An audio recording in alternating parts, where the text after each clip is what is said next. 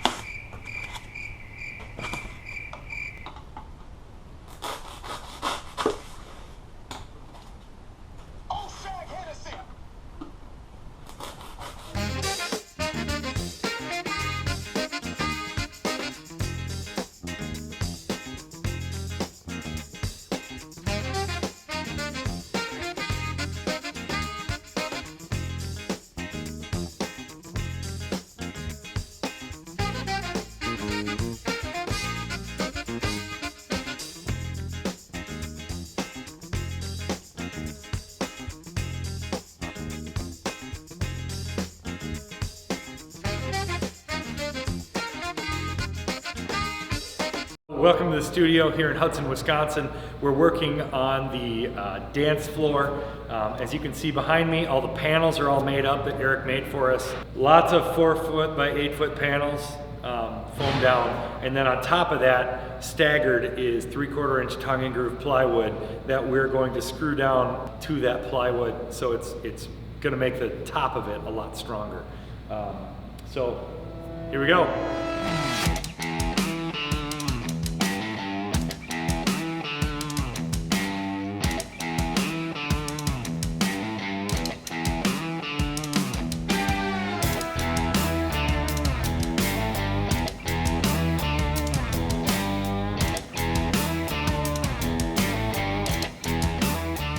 Before we finish this floor up, I wanted to show you how we were actually installing these pieces and how the staggering of the top ply and the bottom ply is working. So this is just the sheet with the pieces of pool noodle all cut up and glued onto it. I'm going to lay this down, then I'm going to grab a piece of tongue and groove, install it on top to show you exactly how we're doing it.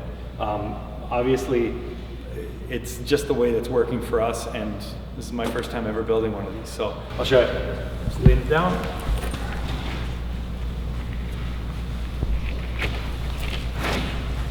Keeping all my edges tight. So now I'll set the plywood.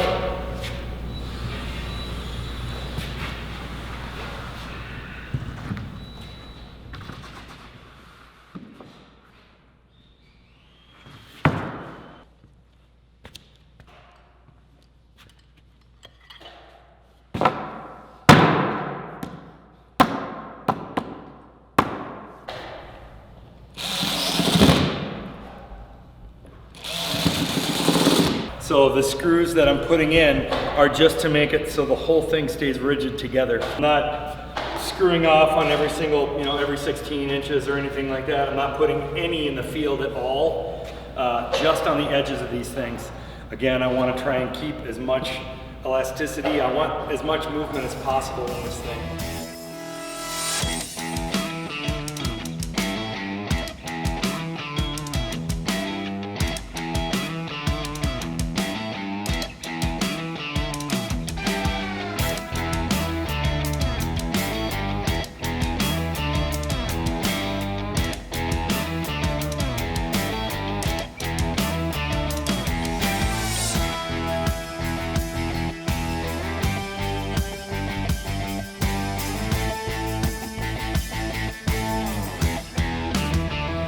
Welcome back to the dance studio. The floor is in. We have started having classes on it already. They already love it, the little girls and boys, when they come in to do their dance stuff. The first thing they do is they start jumping on it like it's a trampoline. It's so much easier on your joints. It makes it so your knees don't take a beating, your ankles don't take a beating. It's basically like having a spring floor. It is a sprung floor. Big shout out to Don Krantz with QDI. He is the guy who kind of got us this job and then figured out the flooring, how it was going to work, and how we should do it. He gave me a bunch of ideas and then I just ran with it, and I really appreciate all that he's taught me. Like, subscribe, tell your friends. We'll see you later.